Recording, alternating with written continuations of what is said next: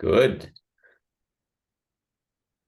Okay, welcome back, everyone. And you had a session with Max last time, as I understand, and sounds like it was a good session. Lots of good engagement and input, and starting to get into some of the more specific details around the completion of a safe system assessment matrix, which is part of the overall safe system audit, and looking at how to write up a finding with that particular recipe or formula that we go through.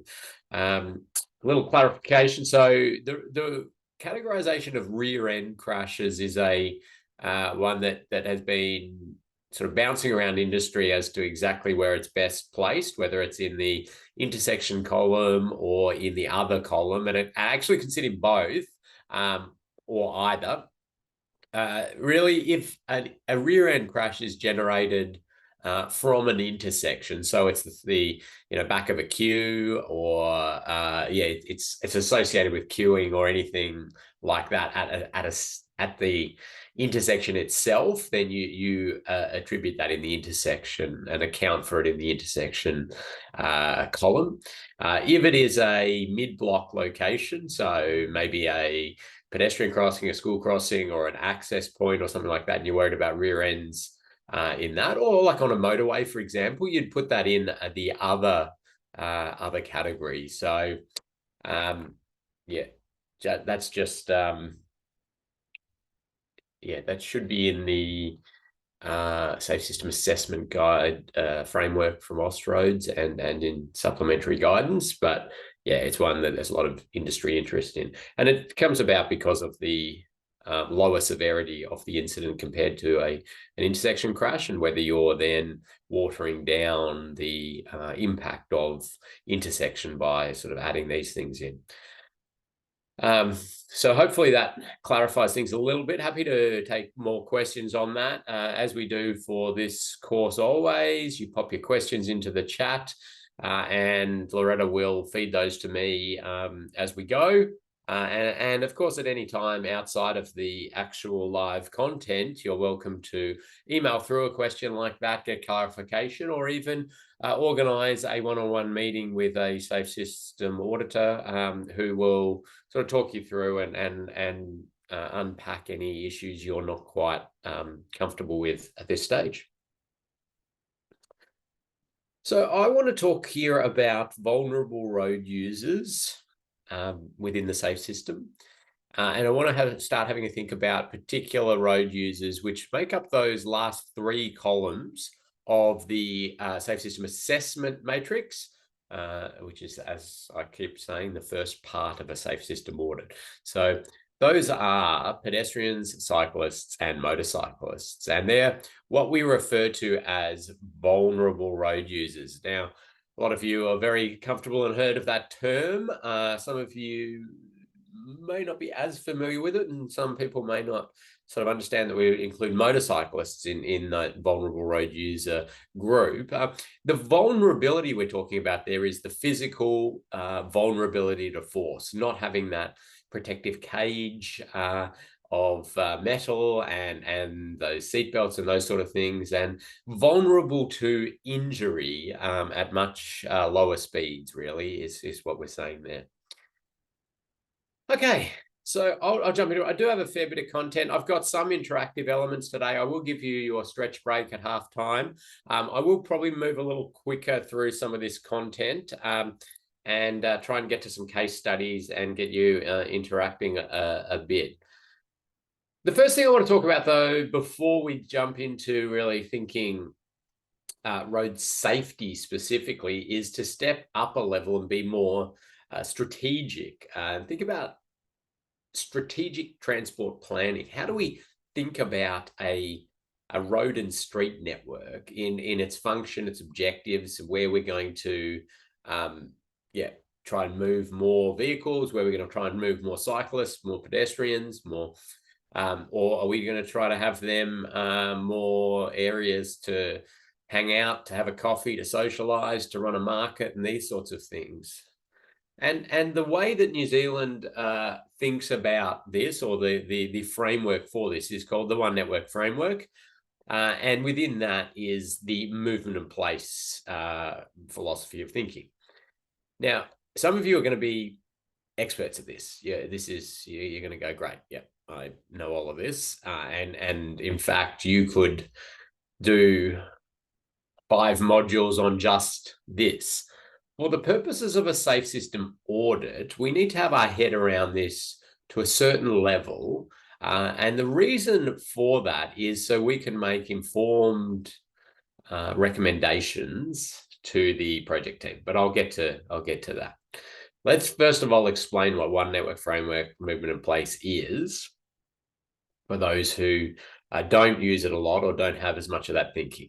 So essentially, it's to say that any road or street can have a movement function.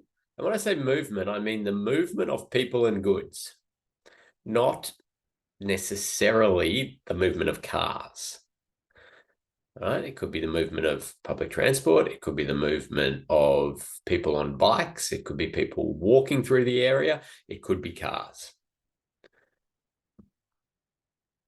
But any road or street can hold a place function. And a place function is an area to trade, to socialize, to congregate, an area that people hold that attachment to and hang out and are drawn towards, and they want to stay in that area. Or a road or street can hold some of both of these sort of requirements as such. And you can see there that the New Zealand movement in place framework splits into rural and urban. And you can see there, if we take urban, for example, you can see we have areas down here which are labeled civic spaces, which are areas of high place and low movement requirement. We're not trying to move people and goods through this area, at least at any sort of speed or any distance. This is more an area to hang out. These are your malls, your streets where you want to have your cafes and your bars and all of that sort of jazz. Down this end, of course, we've got the transit corridors, and this could be a dedicated cycleway or a motorway or these sorts of areas where you're simply trying to move people and goods through there as quickly and as efficiently as possible. And of course, you can then start to look at other areas. Now, why in a safe system audit course are we looking at this? Well, the reason is that I can create a safe system road environment, a very highly aligned safe system road environment down here in by blocking all pedestrian movement across the street, by putting overpasses and underpasses. But by doing that, I have absolutely eroded the place. It is not a place anymore, okay? It is high alignment with safe system principles. We're not going to have death and serious injury, but it's got no place value anymore. And, you know, down here, I can make the motorway very aligned with safe system principles by slowing speeds down to 30 kilometers an hour, by putting speed humps through it, by these sort of things. Of course, I'm using extreme examples here of ridiculousness. We wouldn't do it. But the thing is, when you get up into some of these more tricky categories, we're starting to make those judgment calls of what is sort of the appropriate way that we achieve our objectives under the safe system approach, because there are many ways to get there with different treatments and different ideas and different solutions. They impact on the function of the road and street, and we need to think about it in this context. So one of the first things you'll do when undertaking a safe system audit is to have that discussion with your client. What is the strategic objective of this road or street? As part of this project and going forward, where are you categorizing it under the movement in place, the One Network Framework movement in place, and they will tell you then, hopefully, where it sits, and that will not change the scoring or the issues that you find, okay, because that's just what you're seeing from it. But you will make some recommendations for alterations to their project to get better alignment with safe system principles. And when doing that, you should be considering the movement in place categorization of that road or street. So let's have a look at some of this. I'm going to concentrate on the urban area just because it's actually a little bit trickier, the urban one, due to a lot more meaty place requirement. Don't get me wrong, the rural environment has its challenges as well, but there's a lot more sort of movement related activities. Yes, you get into these sort of peri-urban roads and they can be a bit challenging, but urban roads. So I'll jump around a few of these urban road categories just for us to sort of contextualize this. So we start at civic spaces. These are these areas to hang out and trade and socialize and catch up with mates and all of that. We saw with COVID, and here's some examples, sort of areas that probably were in the civic space environment, but didn't have the infrastructure surrounding that. They sort of got that addition of pop-up infrastructure and activation and became more civic spaces, which was pretty exciting to see in a short period of time.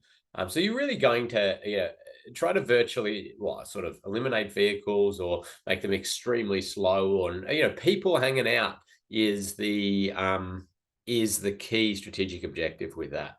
So if you have an environment like this, let's do a little exercise on this actually. Get you involved. So get your typing fingers ready. We have this road environment. Let's say it's being defined as civic space. So we're saying, they've said, hey, this we've decided is civic space under one framework movement in place. Currently, we've got cars and buses and people and all this going on. It's currently a 40 km/h area speed zone.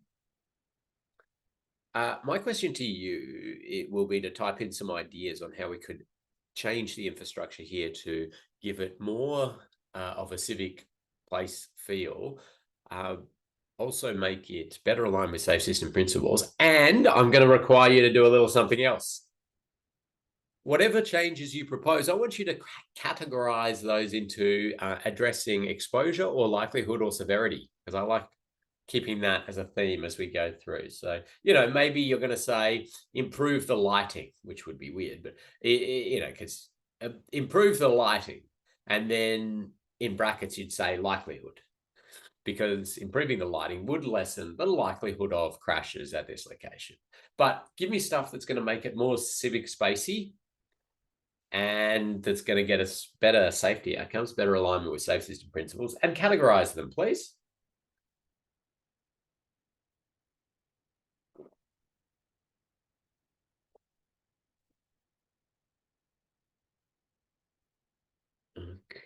Okay. All right, seeing some great stuff coming in now. Well done.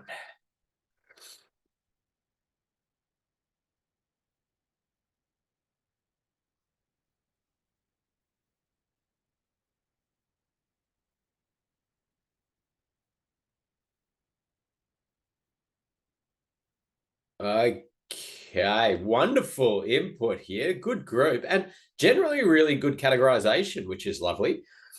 Okay,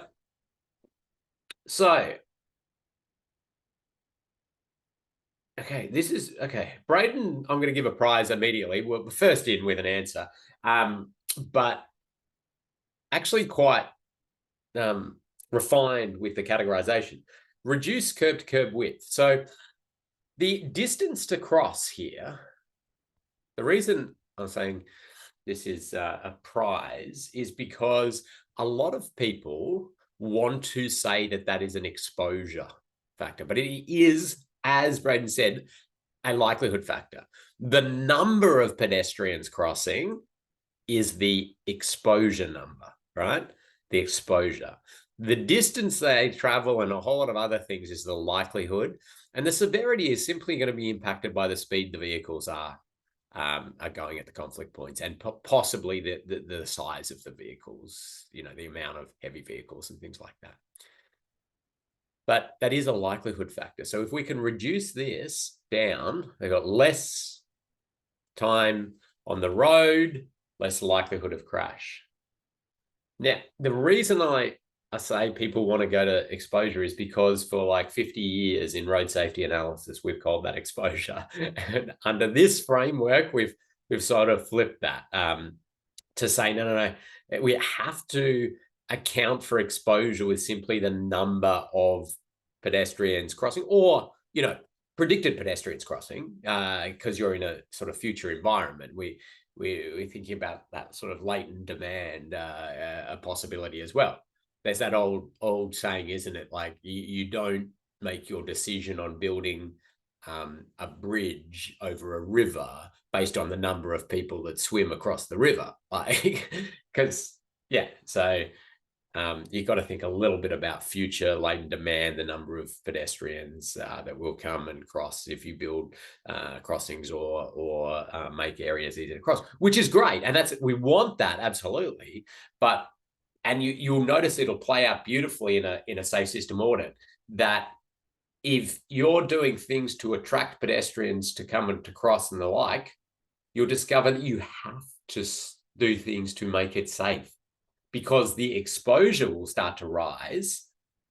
And if you don't account for that in terms of reduction in the chance of crash and the severity of any crash, you'll see that your scores start to magnify out. And that's right. We absolutely don't want to encourage pedestrians if to an area if we're going to keep vehicle speeds high and chance of crash high. That's going to be disastrous. But what we want is to bring those speeds down. So very good. There was an immediate prize there. Okay, now we've gone into a few others. So we've got people wanting to get rid of parking to open up sight lines and those sorts of things. So correct categorization, that is likelihood. I always say, okay, yes, open up sight lines and remove some dooring risk and those sort of things.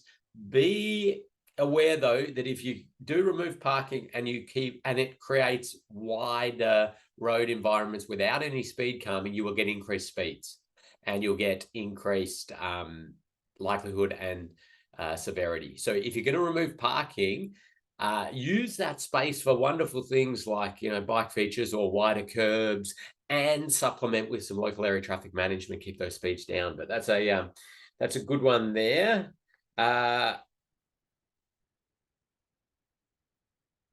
Okay, we've got somebody looking at a one-way system. So that becomes a really interesting one in terms of how do we categorize one way?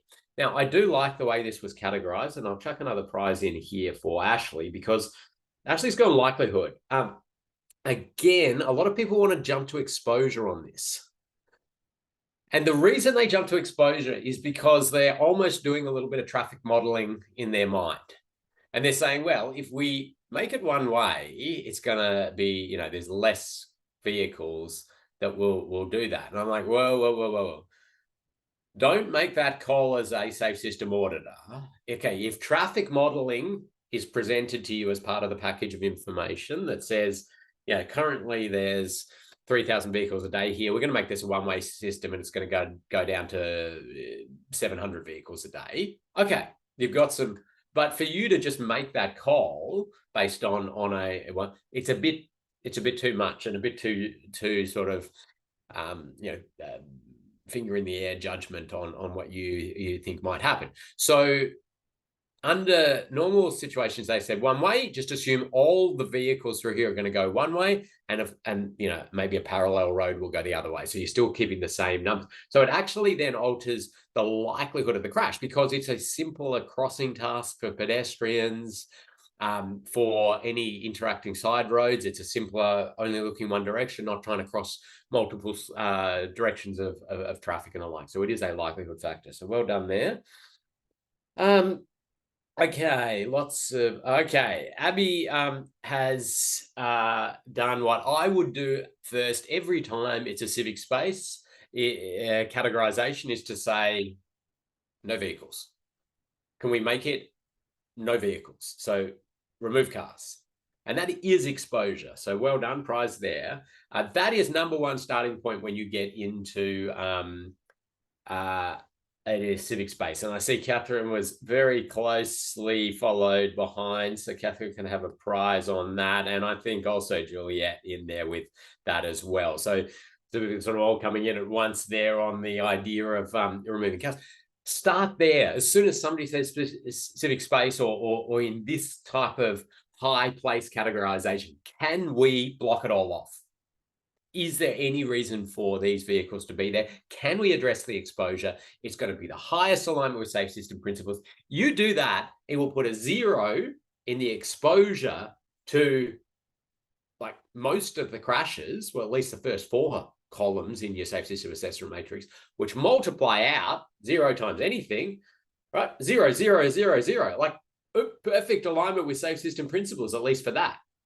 What I'm saying then, pedestrian cyclists, you would probably have some continued exposure, low likelihood and low severity, but that the crashes that I'm starting to predict under that is associated with cyclists hitting pedestrians, really, which we know is not desirable, but wow, is that a lot less severe than car hitting pedestrian or cyclist or bus or truck.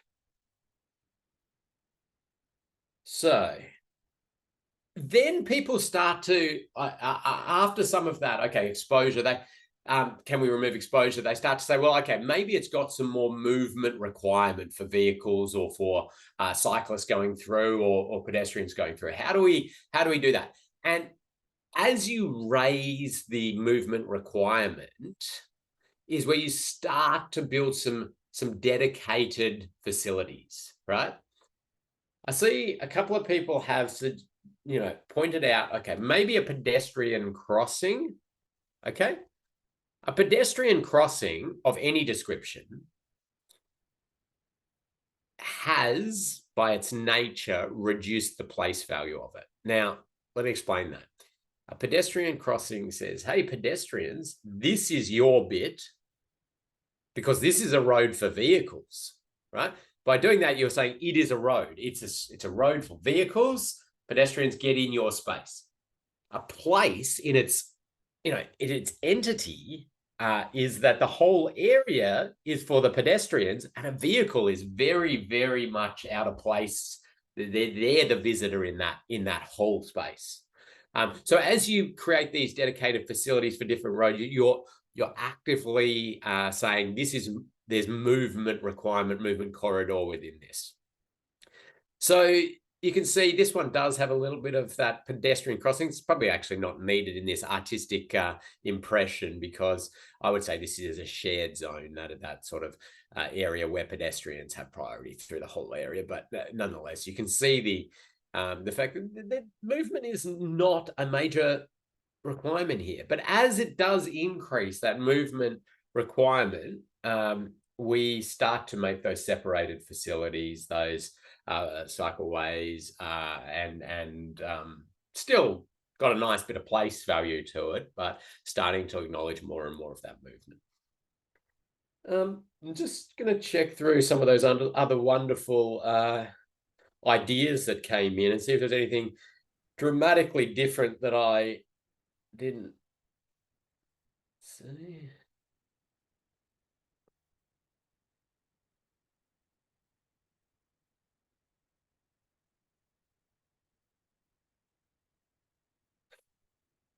Sorry, just reading a couple of the comments. Very good, very good. I'm going to keep going. Oh, sorry, Loretta, was there a specific question I missed in my skimming of all these wonderful comments? Yeah, a couple have just come through. First question is, what type of information or data would we need to have in order to justify a reduction in exposure following the discussion about the one-way system? Yep. So what I do in a safe system audit is to, so the start of a safe system audit, when you've been commissioned to do it, is a gathering of information and meetings, workshops with the project team. So it depends exactly what stage they are at with the development of new infrastructure, design, or are they at very early planning phases, or have they progressed it along to a bit more of a meaty design and the like? But you're sitting there and you're asking, have you done any planning studies? Have you got traffic modeling? Do you know have you got counts? Do you know what's currently there? And you're collecting this information. Now, if they say to you, I don't have counts, I don't know that information, and we're going to make these changes, we don't know what the impact will be. So you can then sit with them and discuss this. Say, well, do you want me to make a prediction here? Do you want me to just leave it as is, or what? Do you want to get some of those counts done and do some modeling before we actually put this in, so we get more clarity around what the actual exposure numbers will be? You would have seen with Max last session, though, that the exposure bands are actually quite generous, really. Like if we take vehicles, for example, we were talking sort of zero to 1,000 as one band, and then 1,000 to 5,000 vehicles, AADT I'm talking here. All right, 5 to 10, and then 10,000 plus AADT. Big bands. And a lot of the time, you're thinking, oh, okay, they're going to put signals at this location. That's probably going to attract a few more people out of the sort of subdivision to come out at this location. But in the end, you go, well, actually, that's not going to jump me out of a band. That's going to be a little increase in exposure. And that's to a degree an indication that safe system assessments are a somewhat broad brush tool for us to identify alignment with safe system principles. They're not trying to be this absolute precision tool for understanding road safety impact. Personally, I think that's great, because I look at a lot of precision tools that are trying to model risk and road safety impact.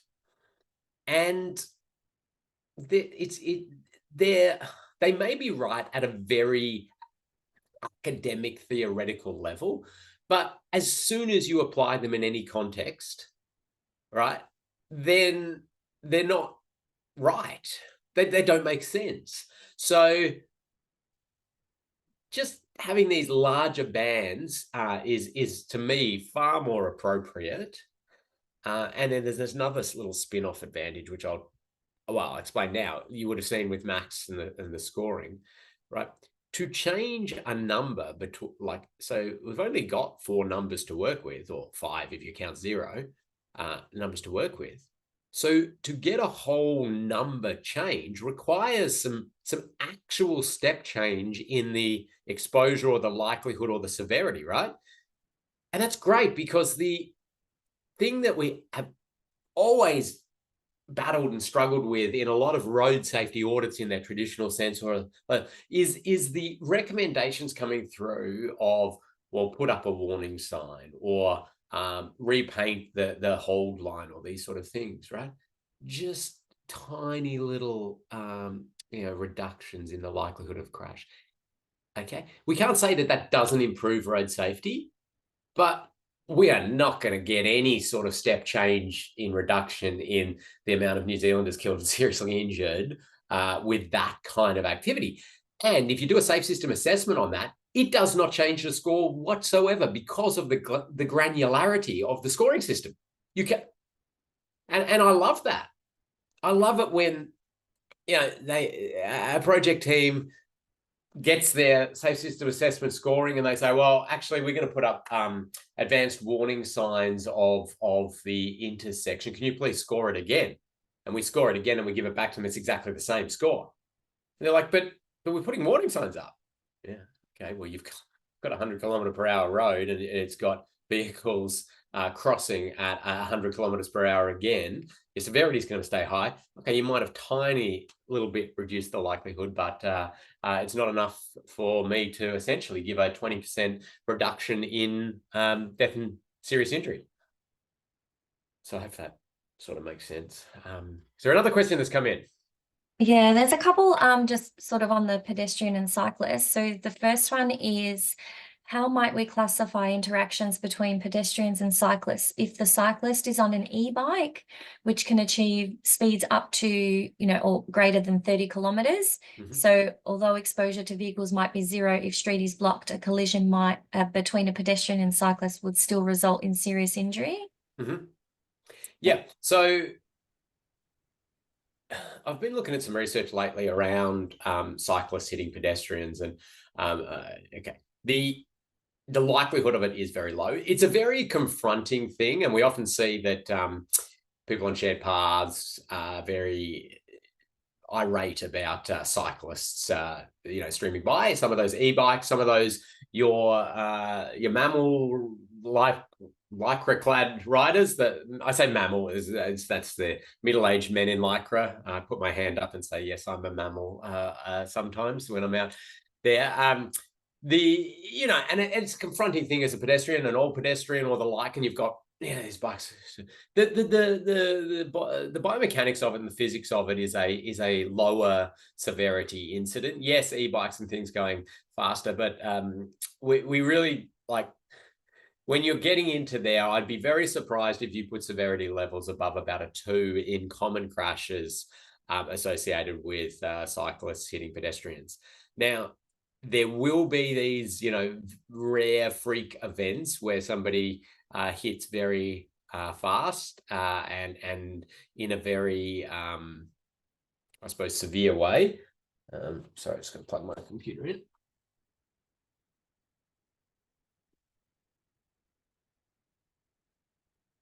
I'm back. Again, you're sort of balancing that out like any vehicle strikes. We will see high speed crashes with pedestrians where the pedestrians survive, and we'll see very low speed crashes where pedestrians are killed. We've got to sort of come up with what we believe is a general crash that would happen at that general speed. And it's not to say we ignore those either extremes and sort of try to understand it a bit, but you kind of got to be logical. Vehicles traveling through at 50 kilometers an hour striking pedestrians. Okay, cyclists coming through at 30 kilometers an hour striking pedestrians. Severities levels are just going to be poles apart. Okay, don't get me wrong, that cyclists hitting pedestrian is not great, but that is a far, far, far more survivable impact. Even car at 30 versus cyclists at 30 hitting a pedestrian, the car one is going to be worse due to its mass, because mass is part of the kinetic energy equation, which, pushing that pedestrian. So essentially, like if a pedestrian will get pushed back at 30 by the car, they will only get pushed back at about 10 or 15 off the cyclist that hits them, because of the cyclist doesn't have as much mass to do that pushing. I can dig out that paper that I was looking at if I can find it. It was done by George Retzinger, for those who remember George, who recently passed away, actually. So happy to pop that into the learning management system as well. One last question on pedestrians with the one-way system. So with the one-way system, do we have many concerns about pedestrians looking the wrong way, so opposite to the oncoming traffic and stepping out? Yeah, so that's that you factor in likelihood, and things that I would take into account on that is, is this in a very, tourist area? So, okay, if it's a one-way street in a suburban area, out the back of Auckland, probably less likely to see that, because people know the area, they're usual people there. If we're in the tourist district of Rotorua, okay, are they going to be looking the wrong way? Or during this change, if you're going to make that sort of change, you need to manage it a little bit and think about it. But when you're making that contextual assessment, because you've got to make that call in the context. Is this going to be confusing? Are they going to look the wrong way or the like? You make that call on the likelihood of it, and it's going to be the likelihood. It's that's all about likelihood. If you think it's confusing, they might look the wrong way. you account for that in the likelihood of crash. And just another one I just saw pop in. Do we need to consider scooters, skateboards versus pedestrians? Well, yeah. Any crash that you predict under the future scenario that they're going to build, anything involving road users hitting other road users,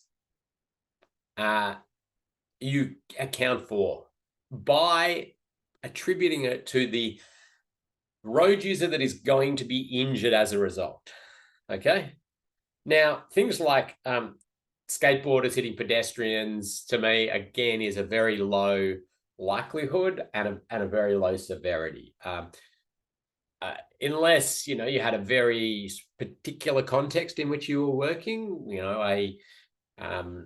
a walkway that had just massive amounts of scooter riders running through it and skateboarders and things like that, and the pedestrian sort of major desire line across it. Okay, we'd hone in on that and try and understand it and account for it.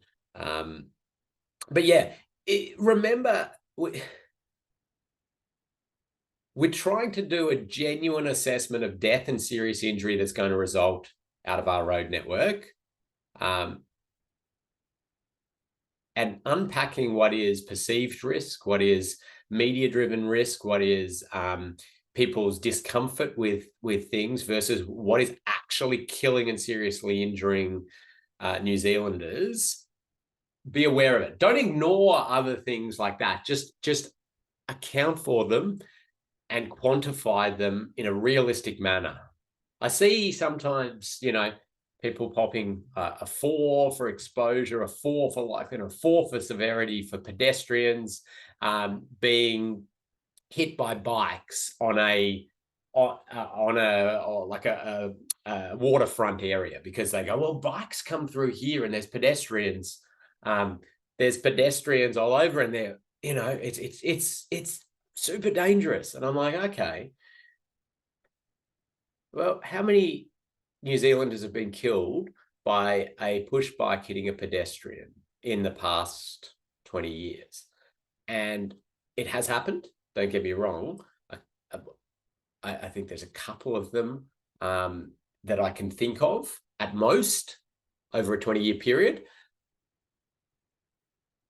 To say that your site holds the highest risk for pedestrians because of that crash type just doesn't pass the pub test. Yes, we would absolutely account for it. We'd put it in there. We'd possibly make recommendations how this could be better managed, but just be aware of that. When we're comparing essentially sites where you've got high-speed vehicles and you've got pedestrian desire line and no pedestrian facilities and pedestrian crossing and things like that, it's just poles apart in terms of that risk.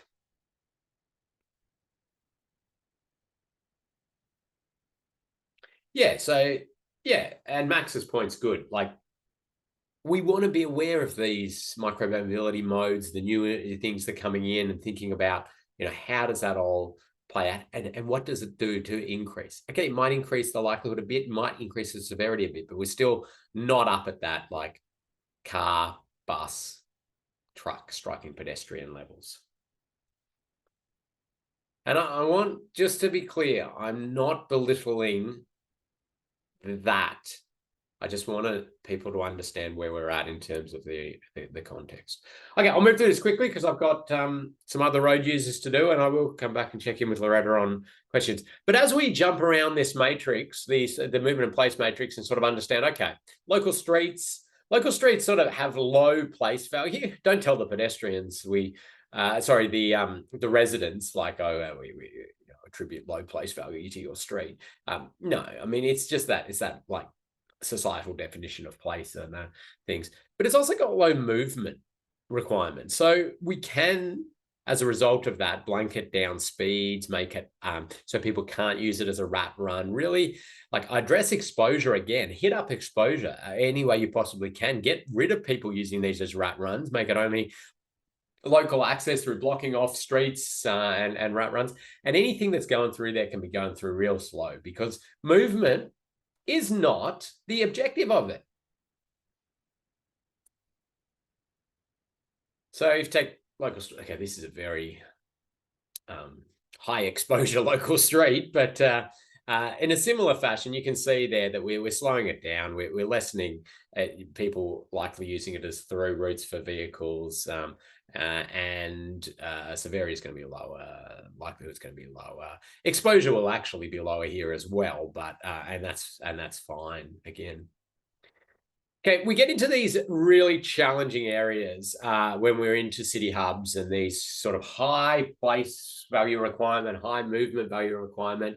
And my tip to you is if anybody gives you a safe system assessment to do and they hand you a one network framework movement in place like categorization or assessment that's been done, and they say, well, this is a city hub and we want to have it as a city hub in future with high movement and high place. Encourage you to challenge the strategic planners and say, can you give me something, please? Just give me an indication if we're slightly more down here or slightly more down here, or where would you like to be? Because that is the hardest sort of area to be creating safe system aligned infrastructure that really does well in both movement and place. And inevitably, what happens if they refuse to budge out of there is I start to bring them down a little bit on movement, because to get the safety outcomes is going to often require us to lower speeds, and that speeds of cyclists and pedestrians as well as speeds of vehicles and the like. It naturally gives a little more place value. But if you've got these sort of traffic sewer style roads, big arterials, lots of cars, lots of trucks, lots of buses and things like that, but you're also trying to create a high place value out of this, it's challenging. You can certainly keep it high movement with things like overpasses, but overpasses in their essence reduce place value, because you're saying, okay, only cross up here. Your pedestrian shouldn't be here. This is road. This is about moving vehicles as fast as we possibly can through here, right? So pedestrian fencing is the same. It erodes place value. So keeping movement through these areas and also retaining place does bring vehicle travel speed down. You can see this corridor actually has really good movement. It's got movement really well for cyclists. It's got movement pretty well for pedestrians.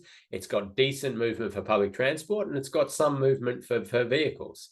It does sort of take into account that movement is not just about moving as many cars as you possibly can through as fast as you can. Some roads play out like that, but we'll see this sort of stagger through.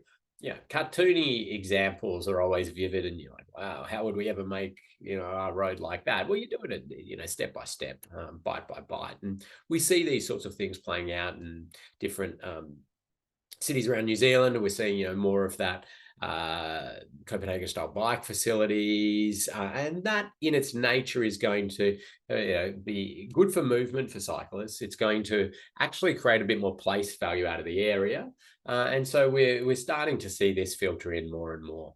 And we've got to think always then about conflict points and managing energy and lessening likelihood. And we'll see, I think, a lot of things like protected intersections. This is an example of a protected intersection, sort of putting an island so a vehicle turning has good view of any cyclist coming through. These sort of things as we roll it out.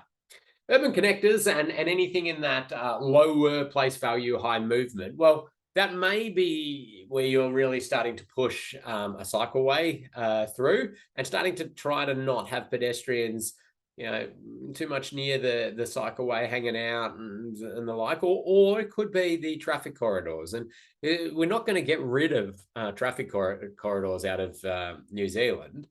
We need to understand where they are and strategically think about which ones they are. They will retain there, but we need to ensure then under those we're not having it as this high pedestrian activity area and the like.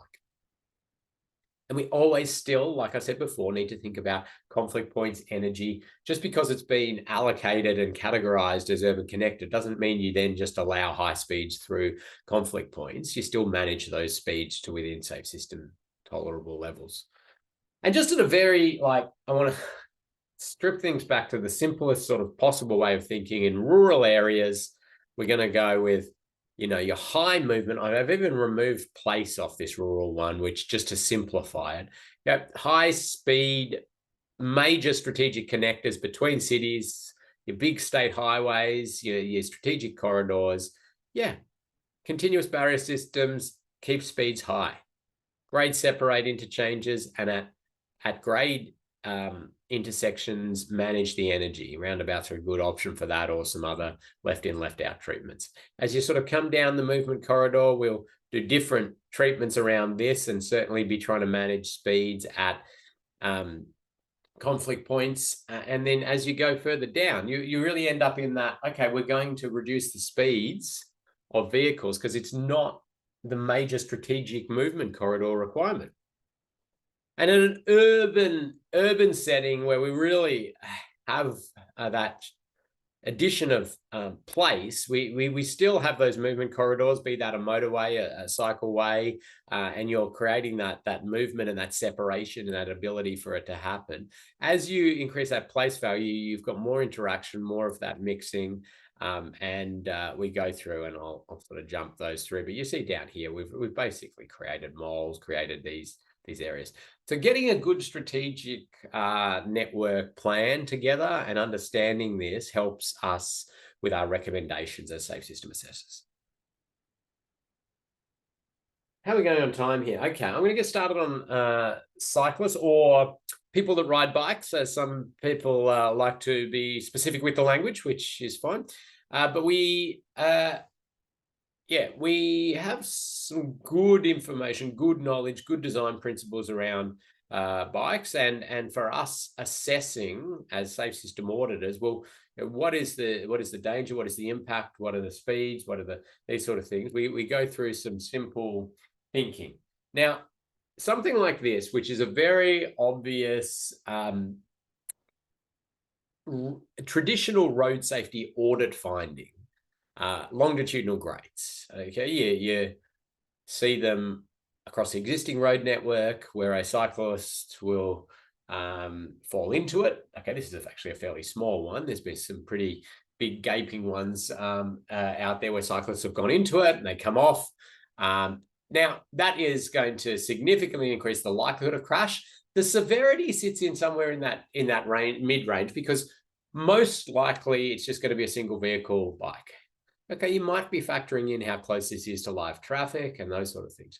But we would be identifying this partly in our matrix at the start of a safe system audit. Certainly, this is one, it's a road safety audit finding. It's going to be specific, and you've got a lovely sort of recommendation of cyclist-friendly grades, or ideally getting the drainage infrastructure off the cyclist way. Now, do I see these pop up in actual new road designs? No. No, designers are great. Like they're not putting in longitudinal grades anymore. Occasionally on like a major motorway or something like that, they might. Even on those, I actually at road safety audit level question them, just because I know occasionally motorways in their future get closed off to be like fun runs or cycling events, cycling races, these sort of things. So while they say, well, we're never cyclists on this. Cyclists are banned. It's not a cycle. You go, well. Anyway, that's it. I'm an aside. So there you go. There's some bigger ones that have been seen out there. I got a little video. Oh, yeah, there we go. And that's them using a cycleway. So cyclist-friendly grades, one to just think about. Another interesting one around, again, this is a sort of likelihood of crash scenario. We do the cycle storage boxes, we call them, at signals, which is where you're trying to get cyclists to the front of the pack. So vehicles queued up, and then the cyclists can get there. They're in the view of the driver. Drivers know they're there. They're more aware of them, and the like. this one, they're proposing to do that at this location, which then when you're out there as part of your safe system audit, you're looking at the site, looking how the signals operate, and you go, well, hang on a second. They run a right turn there. They run a left turn here. But the cyclists wanting to go straight, we're going to see a driver back here looking at a green arrow, wanting to go left, and then cyclists right in front of them, stopping them doing that. Which then you sort of go, okay, well, what's the actual risk then of death and serious injury? And you go, I sort of then find myself in these interesting positions of saying, well, it's going to be road rage, definitely, but road rage isn't part of a safe system audit. You've got to be clear on these sorts of things. Road rage isn't, personal safety isn't, as in, are we in a dark area where people will be scared and things could happen? That's not really road safety audit, safe system audit style stuff, nor is all of those other important transport aspects that we've got to, somebody's got to think about, which is, is this environmentally appropriate? Is this cultural heritage appropriate? Is these sort of things. We're focused on death and serious injury from transport crashes. And anyway, these sort of things, I sort of end up quite comfortable because I can say scenarios in my mind of, okay, well, the vehicle is not going to run them down. It's just going to go around and cause other issues. So there's some crashes that could occur. The reality of it is, it doesn't matter. It's just wrong. It'll be fixed. But it reminds us we must go to the site, watch it operate, understand how things are happening, how they're going to happen in the future, and identify these sorts of things. So this is for you to just type in the chat, and I want you to tell me some of the issues you might see for cyclists at this location. I'll give a prize for anybody who can tell me which country this is, and also start telling me the issues that you're concerned with. So be a bit more specific than UK. Lewis is on it. It is Wales. Juliet close behind. Got to be quicker than that. Wales it is. And we're seeing, okay, some people popping in their thoughts. Okay. Doing well, thank you. So some eagle eyes saw there. Okay, longitudinal, great. Now that's right on the cycle direction of travel. Bikes on the road probably okay on it because they're going to cross it the other way. But so that's one I just talked about. Good spotting. A lot of people then saying, well, hang on, sight lines. What do we got? We've got vehicles, we've got cyclists coming up, and there's not enough sight lines. Now, this is where I want to then have a little chat about this cyclist dismount sign. Do we think cyclists will then dismount? Or is this just something that traffic engineers have put there because they go, oh, we've got a sightline issue. Let's push all responsibility back to the road user and make them to dismount. If they don't, well, it's kind of their fault. Well, I really dislike cyclist dismount signs. They're my most hated sign out there, I think. Their only value, in my opinion, is for me as a safe system auditor to know that there's an issue there because some other traffic engineer has highlighted it for me. And the height of stupidity on cyclist dismount signs is this sort of stuff where cyclists are not going to dismount and waste of signage. And I was thinking, well, why are we doing that? Why couldn't we lessen the risk, give cyclists priority? Okay. Yeah, I got a few laughing faces on this one. Isn't it a ripper? All right.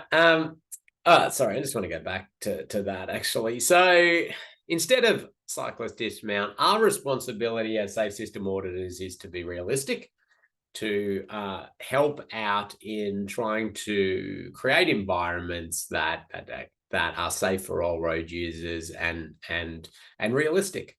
And we can be the voice of reason often, to say, well, yeah, appreciate that if everybody followed that sign, it might work, and got off their bike and walked across the road, or stopped and looked. But they're not going to. So can we change this? Can we cut back the fence to open up the sidelines? Could we give priority actually to this road user with a raised platform and do extra things to slow vehicles on the approach?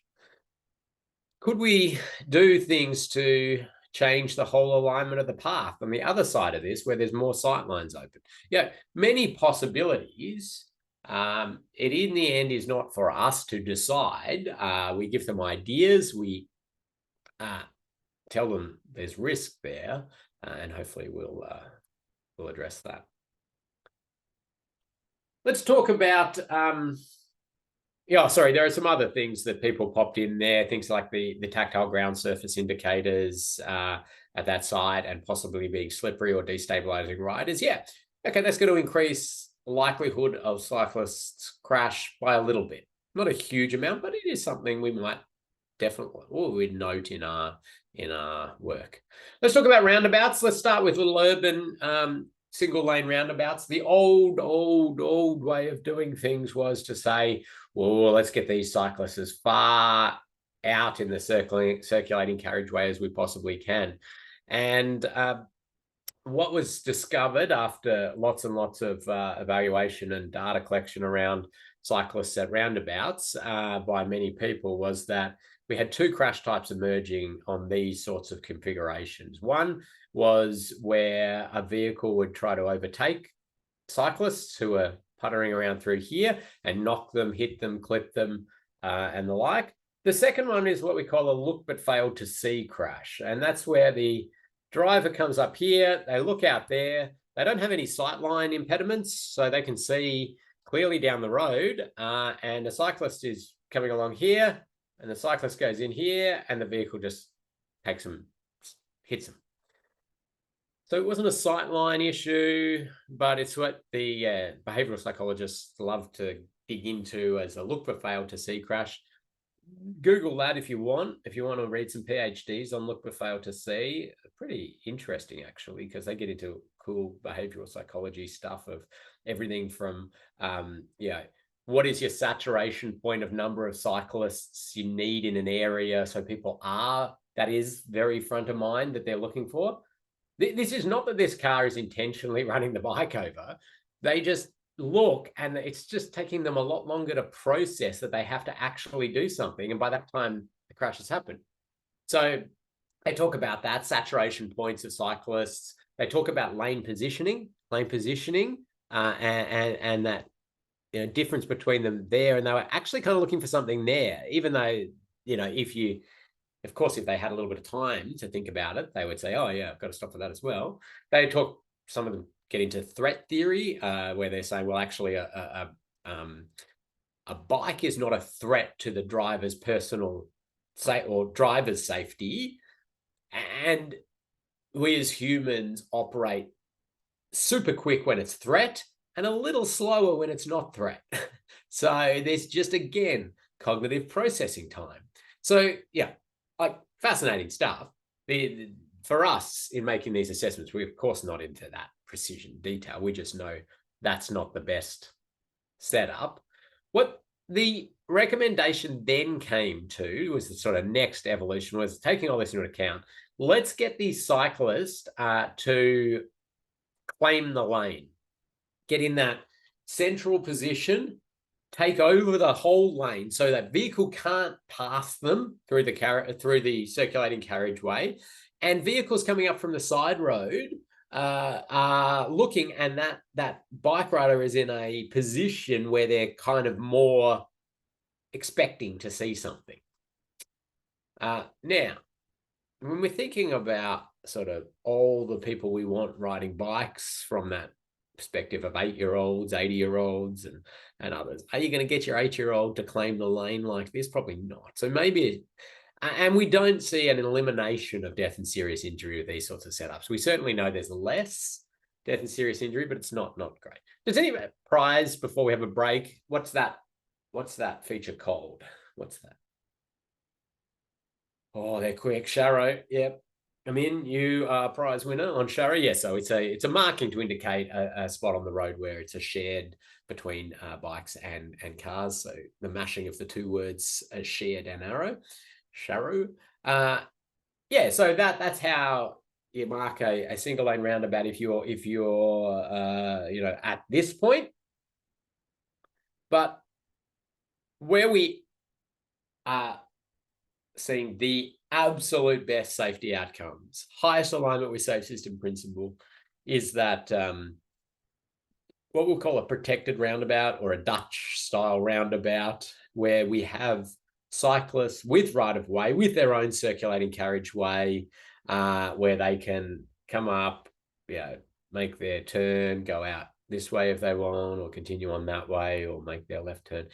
It's protected. It's their right of way. They're elevated up. They're visible. It's just good. And really, we're going to get a lot more cyclists as well doing this sort of stuff, which isn't our role as safe system auditors, but that's sort of more overall transport objective role. So there's that one. I'm going to leave that on screen just while you take a 3-minute break to fill up a coffee and a water. You can look at the lovely Moray Street roundabout. And if you've got the PDFs, you could click on this and down the bottom here and get a bit more information on this sort of Dutch style roundabout. But let's take that break. Hey, let's get back into it. Let's see, Max has put in a question based on some recent releases of draft policy statements, which I've certainly had a look at. And, what is our role as safe system auditors under these times? There's been, if those get approved and there's, ministerial direction under certain sorts of ways of going. Well, first of all, let me say that it doesn't change the safe system. Okay, so we don't compromise our findings and our scoring based on this sort of stuff. The safe system doesn't change. The biomechanics of injury doesn't change to humans. The likelihood and the severity of outcomes doesn't change as a result of this sort of thing. And to a degree, our role as safe system auditors is to be consistent with that and to keep putting it out there and keep reminding everybody of the fact that higher speed areas where there's pedestrian, cyclists, or different vehicle-to-vehicle crashes is not aligned with safe system principles. We're still committed to the safe system. If there's decisions to be made that no, New Zealand is not going to adopt safe system anymore, then we won't do safe system audits. That won't be a part of it. But as it stands at the moment, safe system audits still happen, and they are what they are. And the recommendations are for the project team to work out. You say it as you believe it would improve alignment with safe system principles. It's an advice piece, and it is over to the project team to decide what will or won't happen, and they will have policy constraints. That's for them to decide. It's not our role. We don't need to get involved in the politics. It's a certain luxury of being an independent auditor assessor. You say it as you see it and as you believe it should be from that perspective. And then they can have the challenging decisions on how they achieve that. What I would say, though, from a assistance and practical perspective is to try to help them innovate, be thoughtful. Like I read that, okay, like, not going to do raised things on arterial roads or whatever the specifics in that policy. So I thought, well, all right, fine. Like, it's not like that's not the only way we can achieve safe system aligned intersections on arterial roads. There's many ways to get there, because the raised thing was only about us getting speeds down into points that we were happy with, like as in that less of the New Zealand community would be killed and seriously injured in these. So we can do that through other features, other means, through different roundabout configurations, through chicaning on the approach, through like, as long as we're willing to innovate, we can create highly aligned safe system environments under these different policy objectives. Just strip it back to the principles, what we're trying to achieve, and then we can do that. So maybe you're able to help them with some innovative ideas and the like. And the reality is they'll change. Government will change again. It'll swing. The pendulum always, swings one way and then swings back, and we adapt. And us poor practitioners on the ground trying to make decisions on particular projects, having to navigate and jump around these things. Don't lose sight of the principles that we're trying to achieve, though. Okay, I think there was a question coming in around the space between was it here and here? Yeah, there's different design configurations on this. I won't go into in detail, but that's one of the, do I have another picture of it? Yeah, there. That's actually quite a nice little spot to have because you can get one vehicle to store here while they're waiting to go, as opposed to storing on the crossing. And this vehicle, like if they're coming in here, they can wait there out of the circulating carriageway, so it's a little bit more low going. But let's, we just started talking about raised features on arterial roads, and they do actually present a really nice alignment with safe system principles, managing speeds through intersections. This good one in Christchurch, and one of the big winners out of these are vulnerable road users, actually. The cyclists, the pedestrians, huge wins for that reduced speed and severity of incident when they do occur. You will still, if you believe that you can get better alignment with safe system principles out of doing this at new signals or existing sites, you still recommend that in your safe system audit. Okay, you might provide some other recommendations to assist them if they can't do this for one reason or another. And I talked about sort of protected intersections and the like. Now, here's an interesting one, talking about the safe system audit process, where we have looking at a design and we are identifying things, making recommendations, and why we like to do safe system audits at different stages. So this one you can see there, we've got a separated bike facility out of the roundabout, which is great. So they've got this, dedicated cycleway. So they've got cyclists out of the circulating carriageway, out of danger, at least to go straight through. The right turn is problematic, but that looks great on the design. When it's built, though, you start to go, okay, it is a cycle facility, but is that going to be clear to a rider that as they approach this, okay, that's actually built dedicated for me? That's that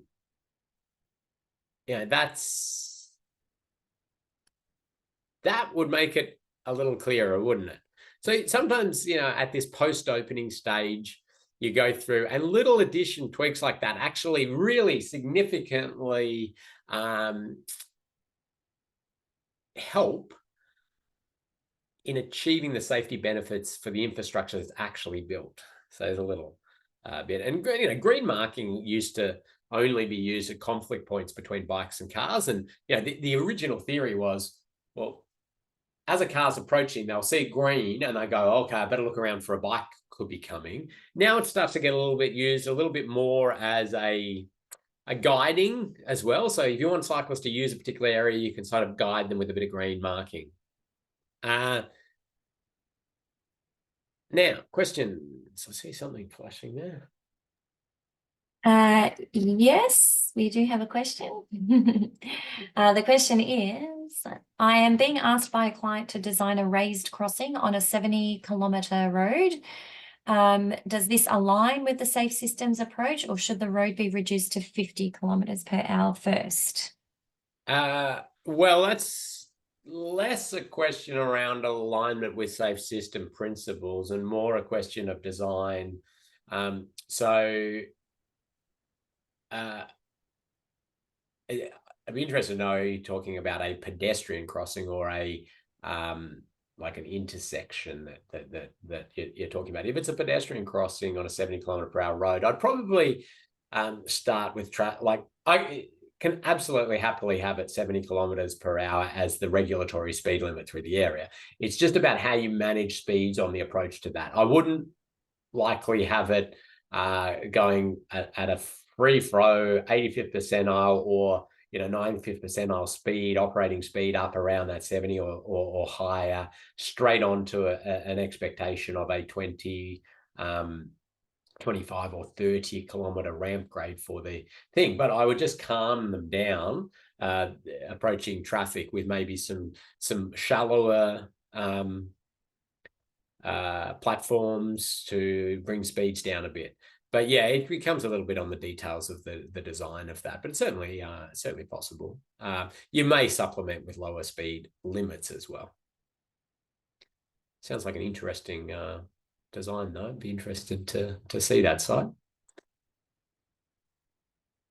So dooring, I think you've heard the term, and there's a little video you see, and thankfully this person is okay, but it actually does show you that the rider is really subject to two possible things here. One is the impact of the door on the body. The second is falling into live traffic. And we have seen across New Zealand and Australia, the fatal incidents and some of the very high-level serious injuries have actually been the secondary crash, where the rider has been run over by vehicles or trucks, larger vehicles as well. So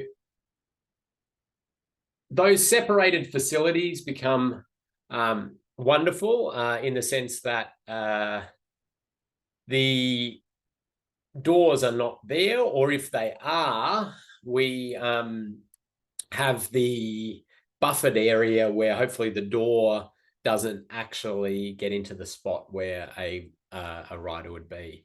And so lots of these Copenhagen style lanes coming in the future. And for us as safe system auditors, okay, we understand we're going to get great benefit out of these.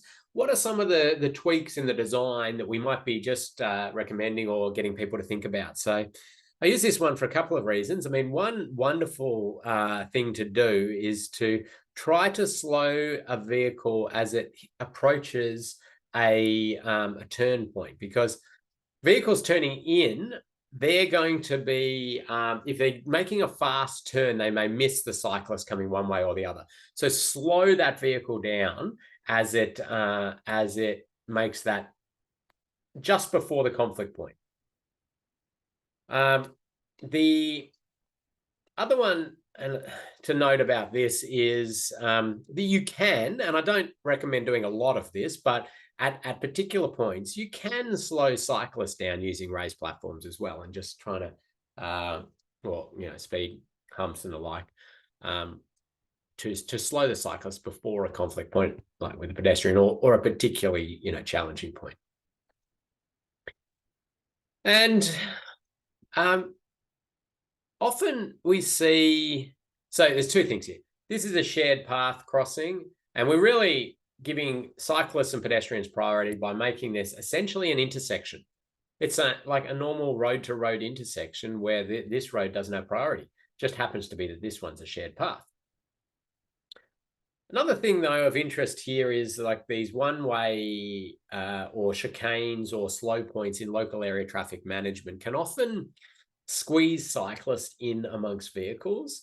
And if we're able to give a bypass facility for cyclists, you got this lovely feature where the riders continue unabated through there, but the vehicles are squeezed into these points. So you're not squeezing the cyclists in, because you want to get the vehicles slowed down through these areas. But often when you're doing like a safe system audit of a local area traffic management scheme, you will see that you go, oh, okay, well, actually cyclists are going to get squeezed into this mess now as well. So bypass facilities are great. For one-way slow points, for chicanes, for mini roundabouts,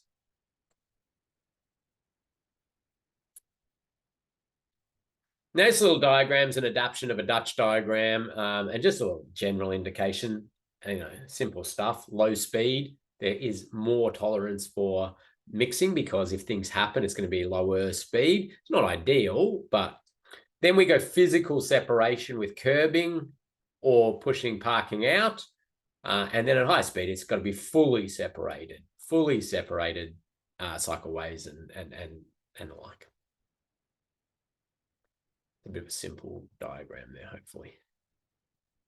All right, we're doing pretty well here. I'm just going to very briefly talk to you a little bit about shared path auditing, because you can do a safe system audit of a shared path facility or a cycleway or a network, and you'd be going through and looking for different features on there. Now, it is slightly different for part of it, but the same principles apply. And often the highest risk points in these shared paths networks are where they cross roads, and how that whole configuration happens. But if we're sort of talking about paths, we've got the width, obstacles, hazards, the horizontal and vertical alignment, surface conditions and quality, path-to-path intersections, and then, of course, crossing roads being where we often see high speed, high risk. As path-to-path intersections, I mean, we're thinking about cyclist to pedestrian crashes, cyclist to cyclist crashes, and just trying to provide and ensure that people know which area has priority and design it in that way. And some sort of guidance is there. A couple of examples there of some less well, and then this is an interesting one where we have stopped as an industry doing the big fence, and then the other fence where cyclists have to slow and almost get off their bike to go around it. That's been heavily discouraged in cycling design guides, and more to sort of create that splitter island effect as you approach an area where riders have to look out and give way. So there's an example there. I'm trying to get a photo of a better example. This is not horrible, but where it's got nice planting in here and maybe some planting in here, and then sort of shows it, narrows it in, really clear that okay, have a look and give way. Roadside hazards or path side hazards, so drop-offs, any sort of hazards in there. Remember that a lot of the time in these paths, cyclists are using them for commuting, but people are also walking their dog, they've got their kids, and there's all sorts of chaos going on. So the actual chance that a rider leaves the path is significant. And we think about the severity of those incidents. So there's drop-offs, and even fencing. So thinking about ensuring we have cyclist-friendly fencing, that this is going to increase the likelihood of likelihood and severity possibly of a bike incident, because they can snag a handlebar or a pedal on this type of fencing. But cyclist-friendly fencing does sort of push against the shoulder or the hip area with parts of the fencing that sit out with longitudinal rails, so that it shouldn't snag anything on there. So having a look at those sort of features. And certainly we're going to see more and more separation of a path area to a higher speed vehicle. And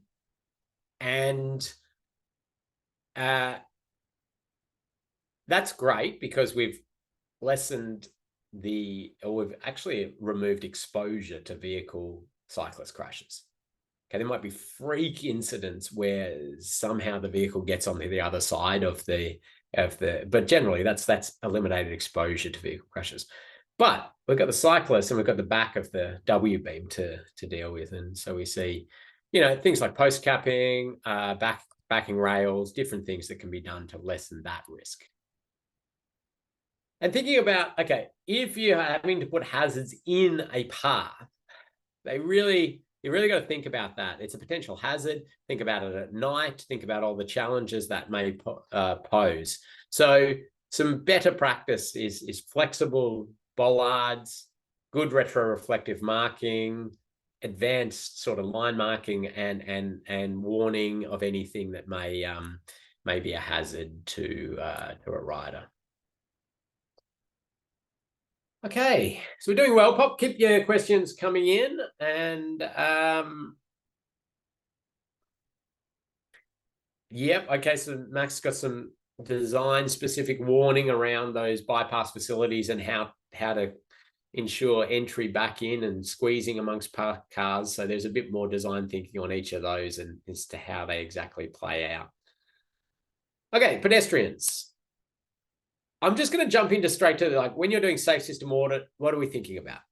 The safe system assessment matrix is wonderful in the sense that you will immediately get high scores for pedestrians if you have vehicles of high speed and you've got pedestrians in the area. It just flows out as a high number. And then that flags to everybody. Something must be done here.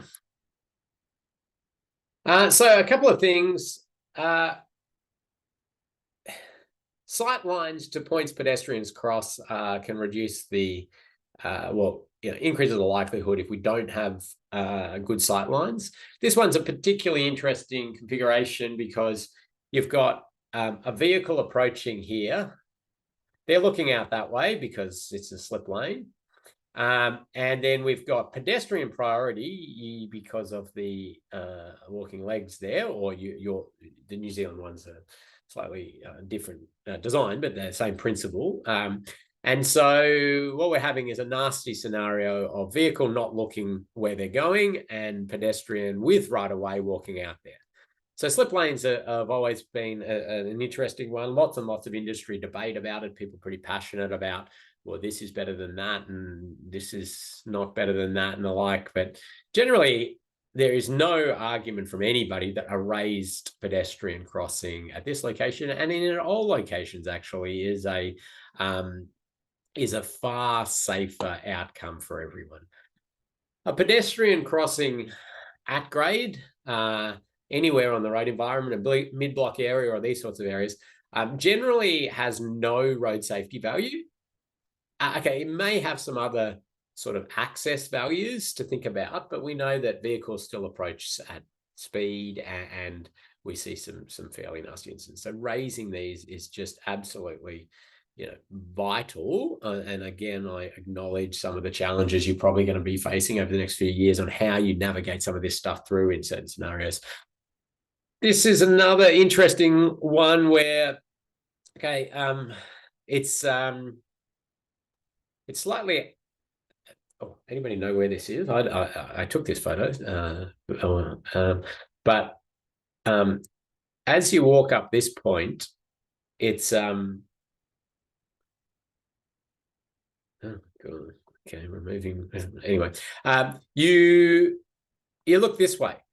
You look this way naturally because you think a vehicle is going to be coming that way, but actually the vehicles are coming this way. So it's that identification by somebody that, okay, there's some risk here, and really nicely done the slowing of vehicles at that point and an acknowledgement of that. I think it's a nice safe system solution there. Admittedly, I would have probably liked to see pedestrian priority as well, so and some clearness around that. But in terms of thinking, okay, something could happen here, let's make sure it's very slow. It's nice. We need to think about pedestrians in swept path areas, and tragically, we've seen a few incidents where larger vehicles, sweeping over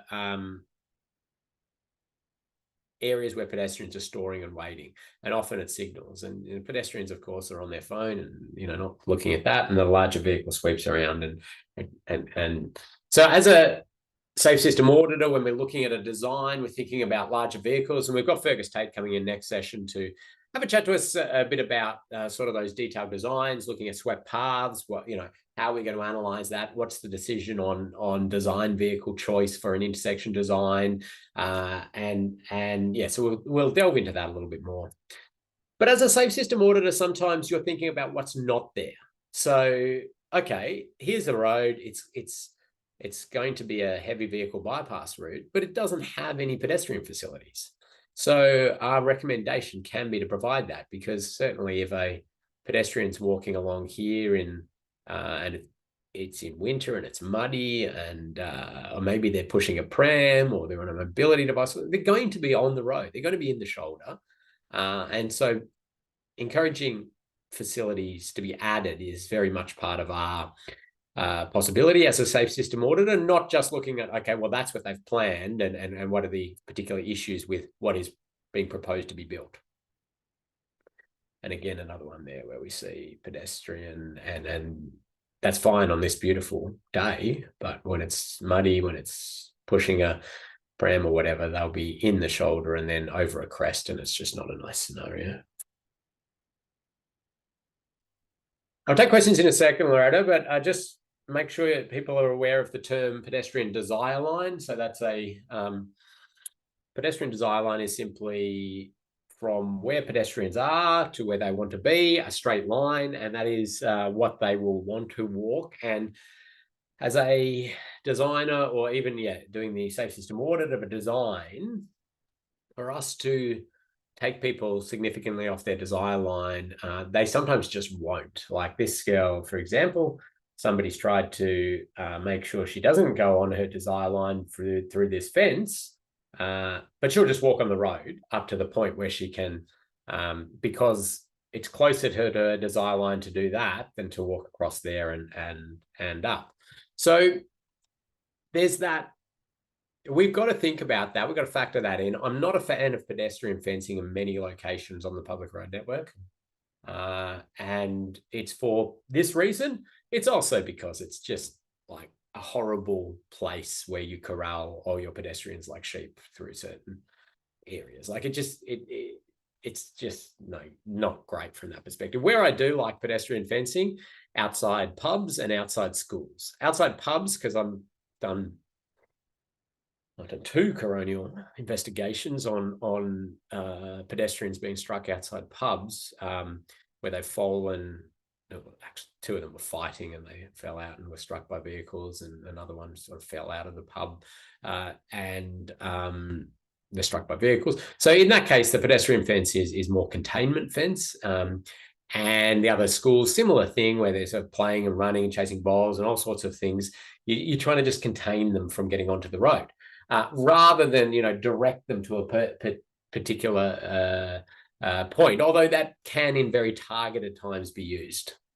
Be aware of potential limitations though. And there's a nice little meme that came in of that is pedestrian desire line versus what the designer wanted them to do. Couple more examples, case studies, and then I'm going to get you to do a little bit of thinking. But this is a case study of an incident that occurred. And so this is what the drivers see. And back behind here is where the next photo is taken. Let's jump to there. That's what the pedestrians see. And so they sort of crossing at this location. And it didn't take long for my colleague and I sort of standing out there watching to see these 2 gentlemen just sort of walk up and walk straight out, and the car approaching, stopped, which was lovely. Unfortunately, in one incident, at some point in time, they did not. And so clarity on priority to me is important. We need to be clear who has priority here. Now, who does have priority here? Technically, under the road rules, or road code, New Zealand road code. Yeah, cars, vehicles, that's right. So that's right, because it's not marked as a formalized pedestrian crossing, it's a street, and that's what it is. But somebody has at some point in the design tried to make it attractive for pedestrians to cross there. So what I want is, if you're going to do that, just make it clear priority. A few examples of where priority is unclear. Here's another one of unclear priority. It's actually also vehicle priority. Also vehicle priority. And this is where we start to get into what is called a courtesy crossing. And I know New Zealand had a bit of a tradition of installing courtesy crossings, and that's now been removed as any sort of recommendation, just due to this potential confusion. Okay. It only takes 1 in 10,000 to be confused in that priority. And if the lightning strikes and that the vehicle was also running through there, we have some of these situations. So really those clear pedestrian priority, slowing vehicles on the approach, just a beautiful setup all round, about 70% reduction in death or serious injury for pedestrians on a crossing like this, which is fantastic. One more case study, which is, again, a pedestrian stepped out from here where we are and was struck by a vehicle coming through there and killed. And so in looking at this and getting out on site, it was an interesting one. So this is a service road. We've got a high-speed road here, and this is the service road. And the pedestrian stepped out from there and was struck. Go back a step, you see there's quite a shallow entry in, so high speeds entry, and nothing to really sort of slow the vehicle. And if you're standing here, like you've got green, this is ticking away. And so it's priority, and then not priority. And it just, yeah, we don't know exactly what happened. We don't have any CCTV footage or anything of exactly what happened, but where you have that gap in priority, that altered shift and vehicles of speed was a sort of nasty little mix. So there you go. It's now a raised crossing. It'd be nice to also have some threshold in here and slowing down, but nonetheless, that'll be a much safer environment. Okay, time for you to do something. I see Loretta's popped in to ask me a question, no doubt. I sure have, thank you. So the question is, do you ever refer to a master risk hazard checklist when doing SSAs? Obviously, every site is different and I wouldn't want to rely on this over professional experience, but sometimes I worry about missing something. I suppose this is mitigated by having an SSA team whose members might pick up different things. What tools do you have for checking you have covered everything? What a great question. And I love this sort of starting to answer their own question a bit with the team, and team is good. And you actually start your safe system auditing with very experienced people. So people who've been doing it for a long time. So they are very helpful. But the Austra's Guide to Road Safety Part 6, which is road safety audit, has what we call prompt lists in the back. And due to that really nice wording of the question to say, I wouldn't rely on this for everything, but I would like some guidance and help, that actually does that. It has many hundreds of questions to prompt your thinking around different areas. So I will make sure we make that available to you. You can use that to prompt your thinking, start your thinking. It used to be called a checklist. We changed the naming of it to prompt list so people don't just think, oh, well, I've gone through those points and that's it. No, we need you to holistically look at the site and the area and the context and all these other things to think about it, but I will point you at that. But let's have a look at this one now. Okay, this is crash. This is an existing site. It has 4 pedestrian serious injury crashes in exactly the same crash type. Now, that's not what we do as safe system auditors, because that's more a crash reduction study, a crash investigation study, a black spot study. What we're trying to do as safe system auditors is predict this before they happen when it's a design and not let them design that or suggest to them that they do not design it in this way. But I'm going to get you to have a little ponder of this and start thinking about designs that present particular risk to pedestrians. And I'm going to give you, so I'm about to show you 5 different possibilities of crash, and then we're going to put a poll up. So don't write your answers into the chat. Wait until the poll pops up, and then you can vote on which one of these crashes do you think was the one that actually had 4 serious injury crashes for pedestrians. Okay, so in crash diagram notation, we use a dotted line for pedestrians and we use a solid line for vehicles. So crash number 1 is a vehicle turning left over a pedestrian crossing the service road.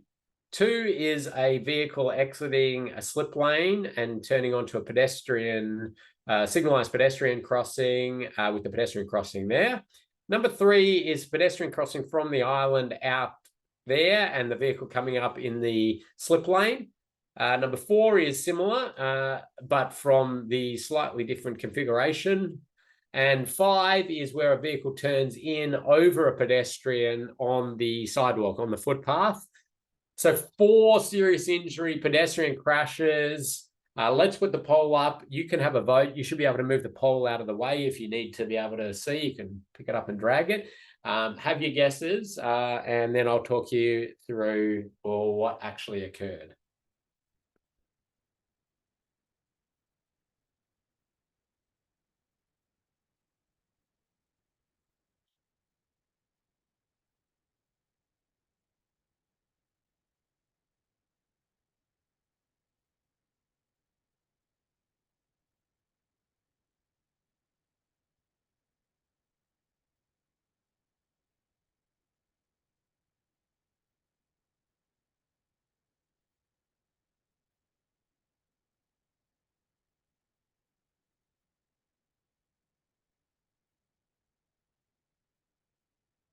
Okay, let's go with 3 seconds left. 3, 2, 1. Send that poll. Let's have a look. Okay. So, number 2, most people had, then 1, then 3, and then 5. Okay, let's stop that. And let's have a look. Well, the answer is 2.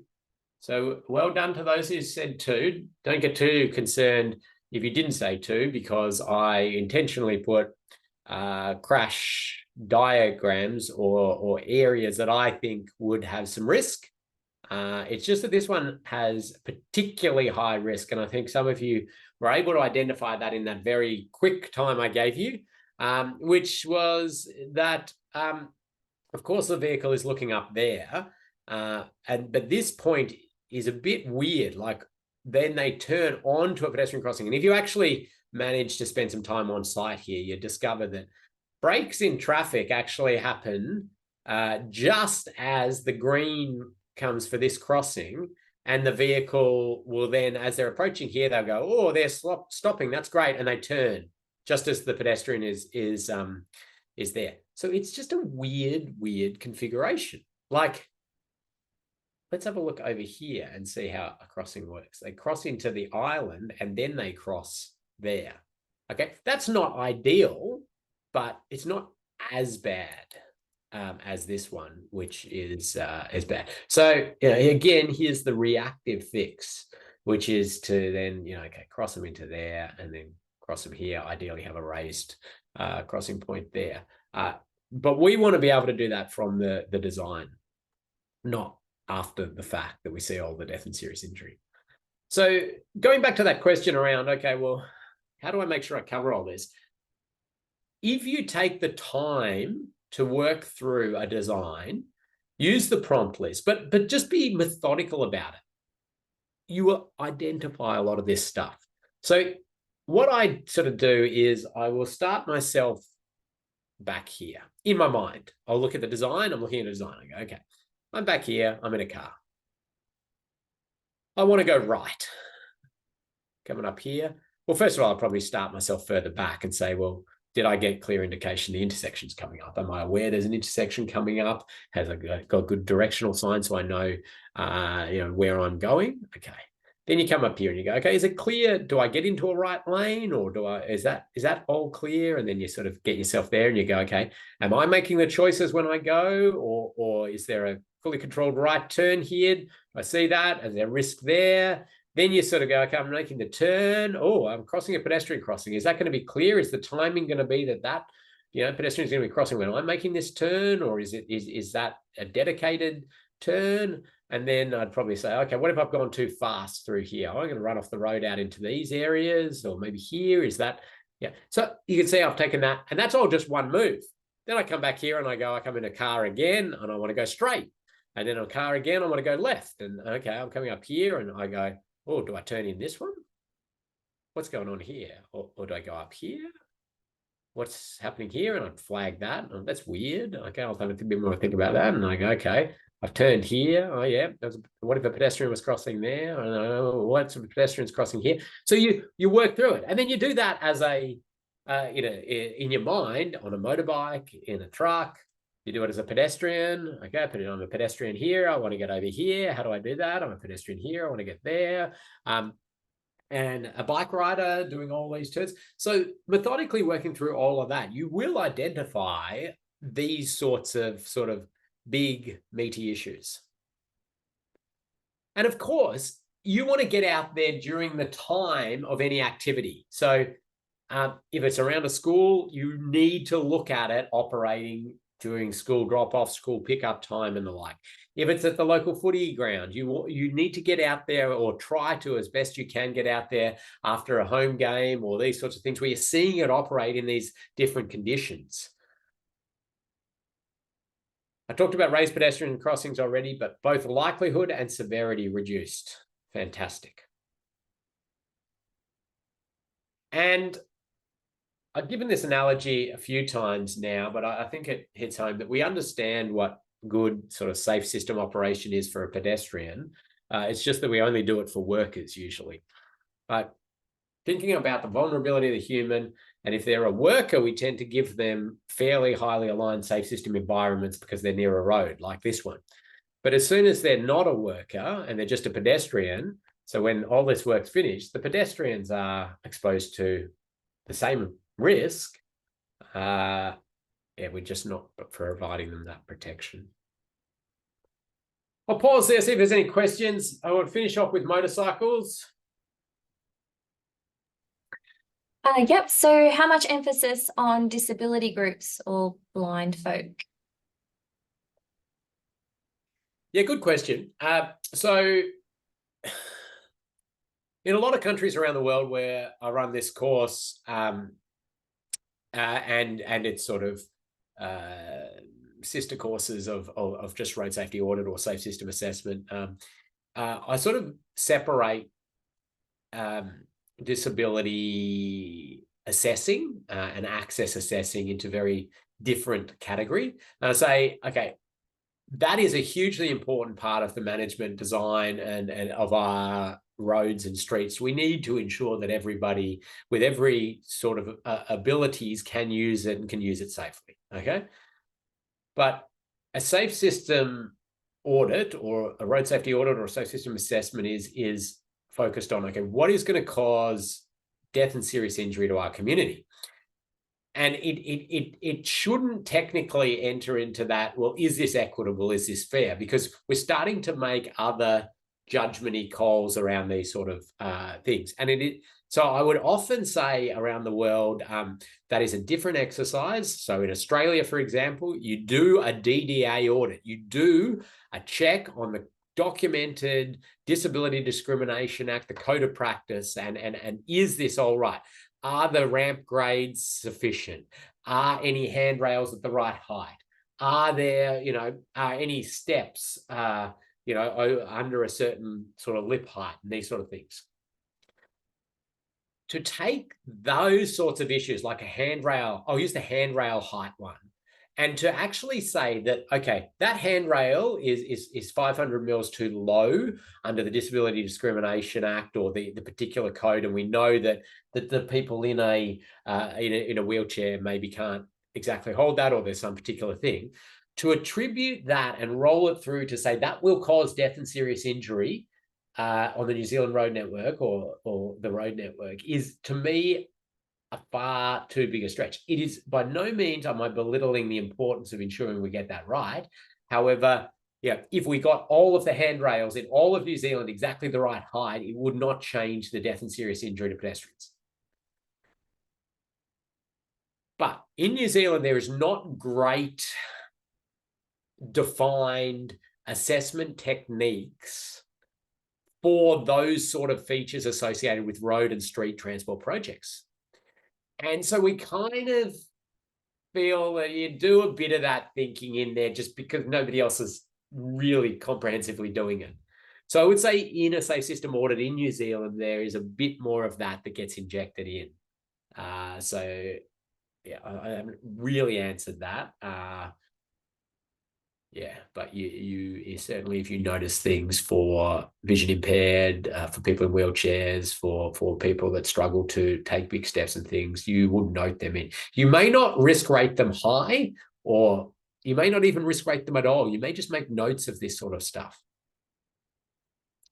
Okay, just in our last 7 minutes, I'm going to talk about motorcycles. They're a very, very challenging road user group in us providing safe infrastructure due to the fact that I mentioned earlier, they are a vulnerable road user, but they're a vulnerable road user traveling at high speeds often. So any incident is often very severe. Now, the Making Roads Motorcycle Friendly document, and occasionally I run Making Roads Motorcycle Friendly training in New Zealand, and we get in and we spend a day talking about the particular elements of road design, management, operation, maintenance that are highly sensitive to for motorcyclists, and how do we design those out. But there is this document, it's available, you can have a look at it, it highlights some of those features. So let's look at what I say the 5 S's are for motorcycle safety: sight, surface, sign, strike, and speed. So the first 3 influence the chance of crash. The strike, which is the term for, hitting something, needs to be an S, is about the severity. The speed of travel of riders, but also vehicles around them, reduces the likelihood and severity of crash. And I'll point you at some research that my colleague Johan Strandroth in Sweden was involved with, which is a fairly recent release of some of the biomechanics of injury of motorcyclists. If you're interested in that stuff, it's shown us that we actually get motorcyclists sit up higher in terms of the amount of force they can take from pedestrians and cyclists, but nowhere near what a car can take, a car occupant can take. But so they do sit up there. And this research a little bit attributes that somewhat to the stature, physical stature of the bulk of the people that ride motorbikes, is that you don't see frail old people riding motorbikes. And so the bulk of them sitting with a general ability to withstand force. But just very quickly, sight, so influencing the likelihood of crash. Motorcyclists hidden behind things, small things, tree in this case, there's the rider, but signal controller boxes, small bushes, power poles, they're all things that can increase the likelihood because of those sight lines, but also thinking sight lines forward.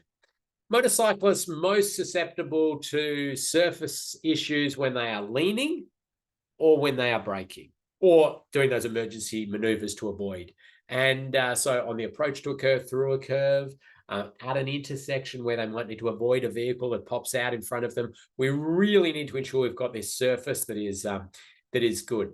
The lean is that the center of gravity goes out, the traction, it becomes crucial that we're providing these good surface environments for riders on these popular routes. We call motorcyclists the canary in the coal mine when it comes to surface conditions, and we need to really think about that for our popular motorcycle routes. And it's not just potholes that I'm talking about. I'm talking about depressions, which will shift the way a rider, their line, they end up, they're bouncing around a bit. Steel plates, other features that are put in the road environment that could be slippery, that could destabilize a rider, especially if they're a little bit wet. And even large sways of thermoplastic line marking can be slippery for motorcyclists, also cyclists as well. And cyclists have that. The difference slightly is cyclists are usually going a little bit slower, but similar sort of challenges around slippery surfaces. So we want to think about all of that. Signs. Okay, we have particular motorcycle warning signs that have been used and trialed around New Zealand for specific areas where motorcyclists are most subjected to a particular road feature. Ideally, you get rid of whatever the hazard is, but if you can't for some reason over time, or maybe it's waiting for to come up in the maintenance program, or it's a quarry that's continually dropping rock out in an area, you can use these particular warning signs. We also talk about the compound curve, so a curve that tightens up. So this curve's got one radius and then it's got a tighter radius. Okay, it's we call a compound curve, and very, very problematic for motorcyclists because a rider takes a certain speed and a certain line based on this. Even if you've given them advanced speed warning advice and things like that, they're still really judging it on what they see. Okay, and so then it tightens up on them, and they don't have an ability, just from a physics perspective, to do anything apart from go onto the other side of the road in this situation. These sorts of signs actually work well because they're alerting riders to, hey, this is going to tighten up on you. So, you know, when we said 25, we really meant that, and that was for here. Here's a compound curve, which has a radius of 152 into a radius of 117 and 4 run-off road motorcycle crashes for the outside of curve. Now, I mean, I think most of you are onto this, but I'm just going to go back to, you know, very 101 here. We talk about how sharp a curve is based on radius, and that's kind of like you draw a big circle at the radius, and then you get the radius, and that's how we talk about how sharp a curve is. And this one's a smaller circle. That's what I mean by radius of the curve. And motorcyclists hitting stuff. So here's motorcycle crash test dummy into barrier system. And that is the European crash test protocol for motorcycle crash tests into barriers. That dummy hits at 60 kilometers per hour. Now, just the post absolutely kills a motorcyclist. Hitting the underrun protection when it's added brings it within tolerable levels. It's not going to be fun, but it is survivable. So we have the ability to start to do some things to influence severity. It's very hard and it's limitations, but we can start to think about that. Can we provide that underrun protection? Can we provide that environment? Motorcyclists go to the outside of a curve, and you see here down the up in the Coromandel Loop, beautiful area. Motorcyclists just love it. And we see here, you know, surface condition issue, outside of curve. So this is not going to be a great situation for vehicle drivers if they lose control, but certainly for motorcyclists, it's going to be a big issue. So that's where we would be thinking about barrier systems with appropriate underrun protection. As an auditor, have a think about, you know, this is the end terminal. You can't add stuff to it because it concertinas on itself. It functions specifically. So that's why that's not. So you might have to extend your barrier system a little bit further so you can put motorcycle underrun protection there. Wire rope safety barriers. Okay, that's a myth that they somehow slice riders up and they're the cheese cutter. Most of the motorcycle community has now heard the research and has said, okay, well, actually they're not going to slice us up. There's still a few little voices around that jump up and down about it. The reality is there was a time where we had to use wire rope safety barrier systems because they were so much friendlier than the old W-beam systems. But now we have flexible W-beam systems, which you don't really need to use wire rope in a huge number of situations if you're concerned about these. On a popular motorcycle route, you wouldn't use it. Not necessarily because you think it's extra dangerous. It's just the geometry means you couldn't. It's also, you know, it comes with some other bits of challenges. But yeah, no, motorcyclists are just as at risk with any other barrier type, or often when there's even no barrier, they're hitting other things behind it. And finally, we can influence risk for motorcyclists by managing speed, either through advisory speeds, through regulatory speeds, through just good delineation and trying to keep speeds down of the riders and other vehicles. And you might be asked to do a motorcycle safety audit, and that's where you engage with a rider, or often a rider who is also an auditor as well, and you work together and they give insights and you get insights, and you can kit up their helmet with mics and you can listen to, you know, follow behind in a vehicle with a group and listen to what they're saying and what they're feeling. So it's a sort of collaborative look at risk of a popular motorcycle touring route. Okay, I sped up a little bit at the end there. I apologize. You do have a quiz at the end of this session. And then after the end of next session, I believe we give you a bit more of a bigger assignment. Is that right, Loretta? That is correct. Yeah, module 4, just a quiz. And then, yeah, next module, we'll go into more detail. So thank you very much. We covered a lot there, three very important road user groups, and I hope you picked up a few things. Do your quiz. Of course, email through if you've got any particular questions or anything I said that you want more info on. Otherwise, look forward to seeing you when? Friday? Next module will be next Tuesday, I believe. No, module 5, I think. Check on your agenda. Have a good weekend. I'll let everyone go. Thank you. Bye. Bye.